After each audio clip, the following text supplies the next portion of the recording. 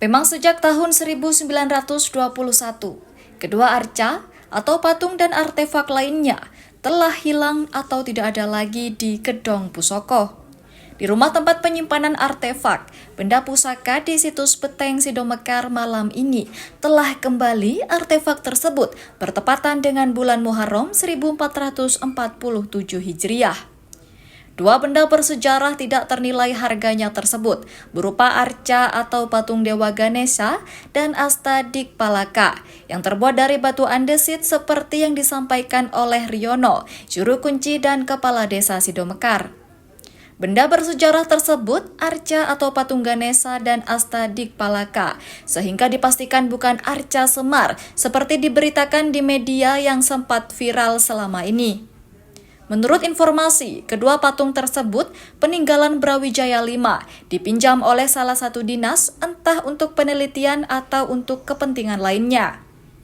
Namun berkat penelusuran Kepala Desa Sidomekar, Hudi Priwianto, kedua arca dan artefak lainnya berupa lumpang atau tempat menumbuk biji-bijian berhasil diselamatkan kembali ke rumah Gedong Pusoko tempat semula.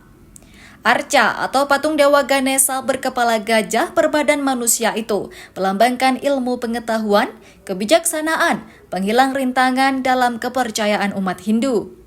Satu lagi arca Dewa Asta Dikpalaka atau pelindung alam adalah dewa-dewa yang berkedudukan di 8 penjuru arah mata angin. Di antaranya, Dewa Indra berkedudukan di bagian timur, Dewa Agni di tenggara, Dewa Yama di selatan, Dewa Nuruti di barat daya, Dewa Baruna di bagian barat, Dewa Bayu di barat laut, Kuwera di utara, dan Dewa Isyana di timur laut. Begini, Mas Gunung, perlu saya sampaikan untuk arca ini, ya. Tadi sore Pak Sugeng sempat telepon ke saya, ya. Sempat telepon, saya mohon dengan hormat untuk arca ini harus kembali, kalau tidak malam ini atau besok paling lambat.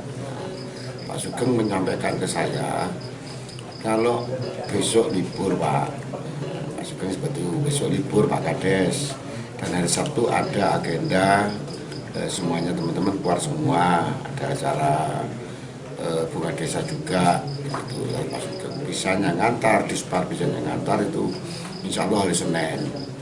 Nah, saya sampaikan ke Pak Sugeng saya minta tolong kalau bisa malam ini atau besok itu saya ambil sendiri.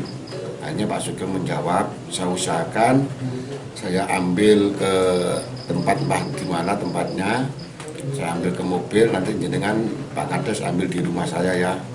Saya siap Pak Sugeng, mau saya ambil kalau di rumahnya Pak Sugeng. Nah, ini tadi jam 7 saya berangkat dari situs ke rumah Pak Sugeng, dan arca ini masih ada di dalam mobilnya Pak Sugeng. Jadi saya turunkan, saya ambil kembali. Akan ada surat pengembalian, saya tanda tangani itu, Mas Gunung. Memang mulai tahun 2021 insya Allah itu barang itu dipinjem sama tim Dispar, yaitu waktu sekalian takziah ke meninggalnya Mbah Abdul, ya, Abdul Ghani. Dapat 1 minggu Dispar itu takziah di situs ini. Nah, sekalian pulangnya, alasan pinjam ini tanpa ada surat pemberitahuan atau apapun, tanpa bersurat lah. Hanya sama keponakannya, yaitu Mas Arif, Mas Budi atau Mas Liono panggilannya, sebenarnya dia tidak boleh. Sampai tahun 2025 itu termasuk 4 tahun sudah, Mas. Jadi sampai Pak Darwis itu menyurat, nah, melalui minta bantuan ke Dewan, sempat RDP, insya Allah kemarin hari Rabu kemarin RDP itu Mas.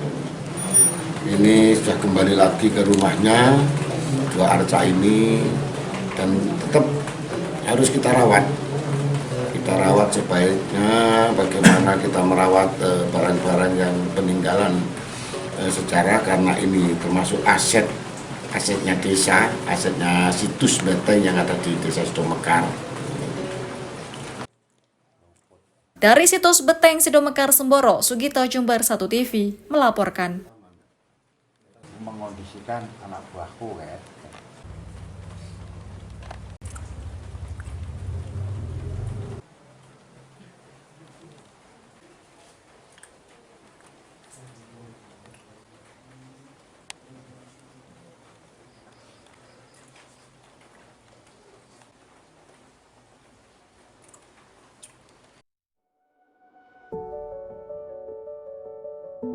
Setiap orang punya cara sendiri untuk tumbuh. Dan setiap langkah kecil bisa membawa perubahan besar. Di Politeknik Negeri Jember, belajar bukan hanya soal teori. Ini tentang menyelami pengalaman, menciptakan sesuatu yang nyata, dan menjadikan mimpi sebagai rencana yang bisa diwujudkan. Melalui jalur mandiri tes minat dan kemampuan atau TMK, serta seleksi mandiri Konsorsium Politeknik Negeri atau SMKPN. Kamu bisa mulai perjalananmu dari sini. Kami percaya, masa depan cerah tak hanya menunggu. Ia dibangun langkah demi langkah. Poli-J, SIP, Smart, Inovatif, Profesional.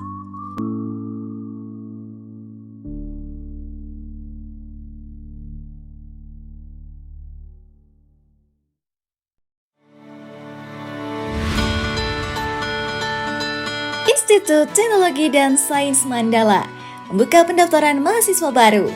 Pendaftaran gelombang pertama dimulai tanggal 17 Maret hingga 31 Mei 2025. Pendaftaran gelombang kedua mulai tanggal 1 Juni hingga 21 Agustus 2025. Sedangkan pendaftaran gelombang 3 dimulai tanggal 22 Agustus hingga 30 September 2025. Fakultas Ekonomi dan Bisnis. Terdapat program studi S2 Magister Manajemen, S1 Manajemen, S1 Akuntansi, S1 Ekonomi Pembangunan, D3 Keuangan dan Perbankan. Fakultas Sains Teknologi dan Industri. Terdapat program studi S1 Sistem dan Teknologi Informasi, S1 Rekayasa Perangkat Lunak. Yuk buruan daftar di kampus prestasi dengan beragam beasiswa.